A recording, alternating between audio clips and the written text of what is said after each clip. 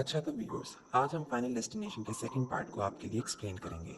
इस मूवी को अच्छे से समझने के लिए ज़रूरी है कि इसका फर्स्ट पार्ट देखा हो। ये मूवी फर्स्ट पार्ट के एग्जैक्टली एक साल बाद शुरू होती है।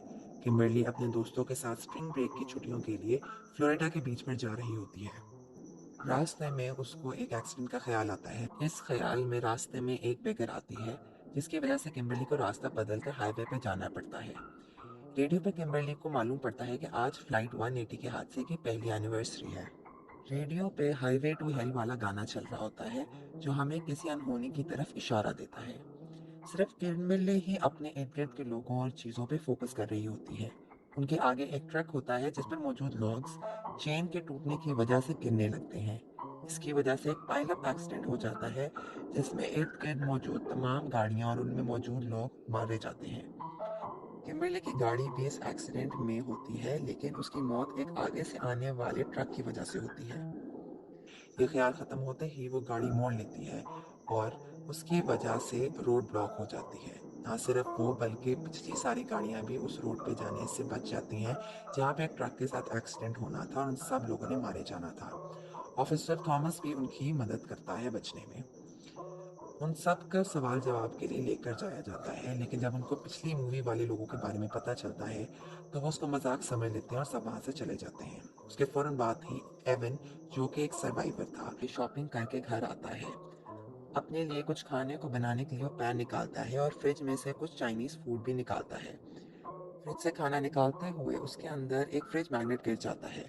वो ये नोटिस किए बगैर उसे माइक्रोवेव में रख देता है। वो अपनी खरीदी हुई गोल्ड की वॉच और गोल्ड की रिंग पहन रहा होता है जब माइक्रोवेव में शॉर्ट सर्किट होने लगता है। वो गोल्ड वॉच के बाद रिंग पहनता है जो सिंक में गिर जाती है। वो फौरन अपना हाथ सिंक में डाल लेता है ताकि अपनी रिंग पकड़ सके, लेकिन गोल्ड वॉच की वजह से वो अपना हाथ फंसा बैठता है। माइक्रोवेव में शॉर्ट सर्किट बढ़ता जाता है और वो पैन जिसमें उसने कुछ खाना बनाने के लिए चूल्हे पर रखा था उसको भी आग लग जाती है। वो कपड़े से आग बुझाने की कोशिश करता है, लेकिन ये करते हुए वो पूरे घर में आग फैला बैठता है। आग बढ़ जाती है और वो किसी तरह अपना हाथ सिंक से निकाल लेता है। वो वहां से निकलने की कोशिश करता है, लेकिन उसके कमरे की सारी खिड़कियां खुद से ही बंद हो जाती हैं।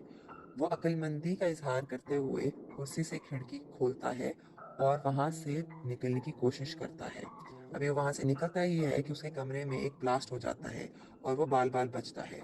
वो सीढ़ी को खोलने की कोशिश करता है ताकि वहां से नीचे उतर सके, लेकिन वो जाम होती है। वो काफी कोशिश के बाद सीढ़ी को खोलने में कामयाब हो जाता है और नीचे आ जाता है। नीचे आने पर उसके ही फेंके हुए नूडल्स से वो फिसल जाता है और उसकी खुद से ही ढीली की हुई लैडर उसकी आंख में घुस जाती है और वो मर जाता है। नोरा और टिम भी एक्सीडेंट में बच गए थे और वो डेंटिस्ट के पास जाते हैं। वहाँ पे कंस्ट्रक्शन भी हो रही होती है, जिसकी वजह से वहाँ के कबूतर खिड़कियों से टकरा रहे होते हैं। इस वजह से डेंटिस्ट फोकस नहीं कर पा रहा होता और वो गलती से टीम को इंजेक्शन के बजाय लाफिंग गैस दे देता है। तभी एक कबूतर शीशा तोड़ के अंदर आ जाता है और ये शोर सुनकर डेंटिस्ट बाहर देखने चला जाता है कि क्या हो रहा है। टीम की ऑक्सीजन बंद हो जाती है और सिर्फ लाफिंग गैस इनहेल कर रहा होता है। उसके मुंह में एक फिश टैग भी गिर जाता है, जिसकी वजह से उसकी पूरी ऑक्सीजन बंद हो जाती है। उसी टाइम में एक असिस्टेंट आ जाती है जो उसकी जान बचा लेती है। वहां से निकलते हुए वो देखता है कि आगे से किम्बरली जोर से पिजन्स चिल्लाती हुई आ रही है और टिम पिजन्स के पास जाता है और तब ही उसके ऊपर शीशा गिर जाता है और वो मर जाता है। किम्बरली ये जानने के बाद क्लेयर रिवर्स के पास जाती है, जो पिछली मूवी में से वाहिद सर्वाइवर थी। एलेक्स के ऊपर एक ईंट गिरने के बाद वो अकेली बची और उसके बाद उसने अपनी मर्जी से खुद को पागल खाने में दाखिल करवा लिया। पहले वो किम्बरली की मदद करने के लिए तैयार नहीं होती है, लेकिन बाद में वो मान जाती है। क्लेयर, किम्बरली और थॉमस एक कब्र खोदने वाले के पास जाते हैं, जो उन्हें बताता है कि सिर्फ एक नई जिंदगी का जन्म ही मौत को हरा सकता है। उनमें से एक सर्वाइवर इजाबेला प्रेग्नेंट होती है, तो वो समझते हैं कि उसका बच्चा पैदा होने से वो सब बच जाएंगे। उस रात वो सब मिलते हैं ताकि एक दूसरे का ख्याल रख सकें। नोरा, जिसका बेटा शीशा गिरने से मरा होता है, उसके जनाजे की तैयारी के लिए वहां से चली जाती है। लिफ्ट में उसको फोन आता है कि उसकी मौत हुक वाले आदमी से होगी। उसी लिफ्ट में एक आदमी प्रोस्थेटिक बॉडी पार्ट्स लेकर जा रहा होता है, जिसमें उसके बाल फंस जाते हैं, लेकिन नोरा को मालूम नहीं पड़ता। लिफ्ट से जब वो निकलने लगती है तो अपने बाल नहीं छुड़वा पाती और दरवाजे में फंस जाती है। लिफ्ट का दरवाज़ा बंद होने की वजह से वो वहीं पे फंसी रहती है। लिफ्ट के अंदर मौजूद लोग और बाहर मौजूद लोग उसको खींचने की कोशिश करते हैं ताकि उसको लिफ्ट से छुड़ा सकें, लेकिन लिफ्ट चलने की वजह से उसका गला कट जाता है। अगले दिन इज़ाबेला लेबर में चली जाती है और उसको मालूम पड़ता है कि डेथ उल्टा चल रही है, लेकिन वो सब फ्लाइट वाले लोगों की वजह से ज़िंदा है। व्यूअर्स, ये हमें नई बात मालूम पड़ती है कि इनमें से ज़्यादातर लोग फ्लाइट वाले सर्वाइवर्स की वजह से बच गए थे, क्योंकि उन्होंने इनडायरेक्टली इन लोगों की जान बचाई थी। किम्बरली ने चोरों के हाथों अपनी माँ के साथ मर जाना था, लेकिन वो टॉड की मौत की खबर सुनने में बिजी थी और इसलिए बच गई। इसी तरह थॉमस ने एक शूट आउट पर मारा जाना था, लेकिन उसको बिली की मौत पर बुला लिया गया।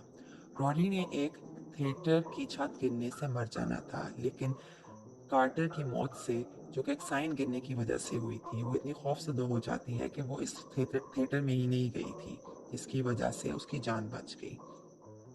कैट ने एक गैस लीक की वजह से मरना था, जो कि एक होटल में होनी थी, लेकिन वो वहां पे पहुंचने के लिए लेट हो गई क्योंकि वो उसी बस पे थी जिसका टेरी के साथ एक्सीडेंट हुआ था और वो मारी गई थी। ये सब कुछ मालूम पड़ने के बाद ही एक एक्सीडेंट होता है जिसमें यूजीना के लंग्स एक गाड़ी के पाइप की वजह से पंक्चर हो जाते हैं। वहाँ पे मौजूद गिबन्स फैमिली उनकी मदद के लिए फायर फाइटर्स को बुला लेती है।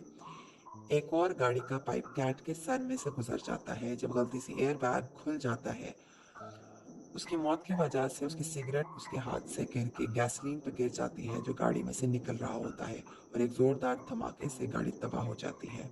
धमाके की वजह से एक उड़ती हुई फेंस रोरी को मार देती है। इसके बाद किम्बरली, क्लेयर और थॉमस इजाबेला के बच्चे की पैदाइश पे अस्पताल जाते हैं, जहाँ किम्बरली को एहसास होता है कि इजाबेला ने तो कभी एक्सीडेंट में मरना ही नहीं था, इसलिए उसके बच्चे की पैदाइश उनकी जान नहीं बचा सकती और मौत अभी भी उनके पीछे हाथ धोकर पड़ी हुई है। किम्बरली खुदकुशी करने की कोशिश करती है ताकि वो थॉमस की जान बचा सके, लेकिन वो मौत के मुंह से वापस आ जाती है और उसकी ये नई जिंदगी उसे और थॉमस को बचा लेती है। इस वाक़ये के काफ़ी महीनों बाद वो गिबन फैमिली के साथ खाना खा रहे होते हैं, जहाँ उनको मालूम पड़ता है कि रोरी, जो खुद एक सर्वाइवर थी, उसने उनके बेटे को एक एम्बुलेंस के से कुचले जाने से बचाया था। उसी मौके पर देखते हैं कि ब्रायन वहाँ पे खड़ा ग्रिल के पास खाना बना रहा होता है, और उसी मौके पर ग्रिल जिस पे खाना बन रहा था और एक धमाके से तबाह हो जाती है, जिसकी वजह से वहाँ खड़ा ब्रायन भी मर जाता है और उसका एक बाजू उड़ के उसकी माँ की पेट में आ गिरता है, जिस पर वो जोर की चीख मार देती है।